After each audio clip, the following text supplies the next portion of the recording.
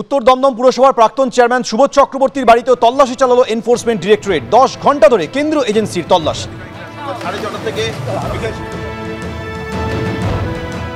রাজনৈতিক চক্রান্ত একেবারে কাউন্সিলর লেভেল থেকে স্টেট লেভেল পর্যন্ত মুখ্যমন্ত্রীকে কালিমালিপ্ত করার জন্য এইসব চেষ্টা চলছে। নিয়মের কোনো পার্সিয়ালিটি বা কোনো রেকমেন্ডেশন বা কিচ্ছু করা হয়নি। আমি চেয়ারম্যান হওয়ার আগে আমার ছেলে অ্যাপ্লাই করেছিল, ইন্টারভিউ হয়েছিল কল্যাণকর থাকতে।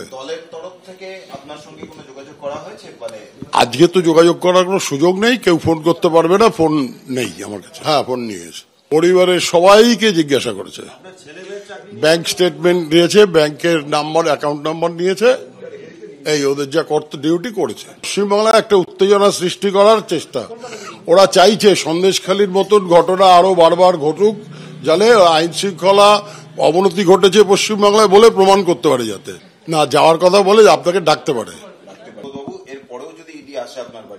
আসবে, আসতে পারে, কোনো প্রবলেম নেই। হ্যাঁ, 100 বার।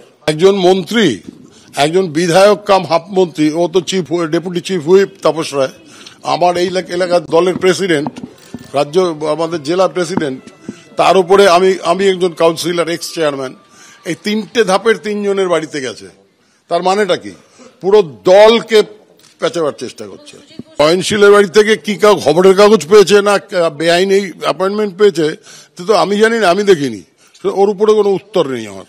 10 ঘন্টা জিজ্ঞাসাবাদের পর সুবোধ চক্রবর্তীর বাড়ি থেকে বেরোলেন ইডি আধিকারিকরা। সকাল 4:30 থেকে বিকেল 4:30 পর্যন্ত টানা তারা জিজ্ঞাসাবাদ এবং তল্লাশি অভিযান চালায় এবং ইডি সূত্রে খবর বেশ কিছু নথিপত্র সেখান থেকে বাজেয়াপ্ত করা হয়েছে এবং সুবোধ চক্রবর্তী, তার ছেলে এবং তার মেয়ে 3 জনকেই জিজ্ঞাসাবাদ করা হয়। অভিযোগ এই সুবোধ চক্রবর্তীর বিরুদ্ধে যে উত্তর দমদম পুরসভা, তিনি দীর্ঘদিনের কাউন্সিলর, 2018 থেকে তিনি পুরপ্রধান ছিলেন এবং সেই সময় কিন্তু প্রায় 57টি এমন নিয়োগ হয়েছে যে নিয়োগগুলো বেআইনি, অযোগ্য প্রার্থীদের টাকার বিনিময়ে চাকরি পাইয়ে দেওয়া হয়েছিল। এবং শুধু তাই নয়, সুবোধ চক্রবর্তীর ছেলে এবং মেয়ে তারা দুজনেই 2 পুরসভায় কাজ করেন। সুবোধ চক্রবর্তীর ছেলে উত্তর দমদম পুরসভায় কাজ করেন এবং তার মেয়ে ঋতপা, তিনি বরানগর পুরসভায় কাজ করেন। এই 2 চাকরি নিয়েও কিন্তু একাধিক প্রশ্ন রয়েছে, সেই সব সংক্রান্ত বিষয় জিজ্ঞাসাবাদ করা হয় এবং সুবোধ চক্রবর্তীর ছেলে মেয়ে দুজনকেই জিজ্ঞাসাবাদ করা হয় তার সামনাসামনি বসিয়ে।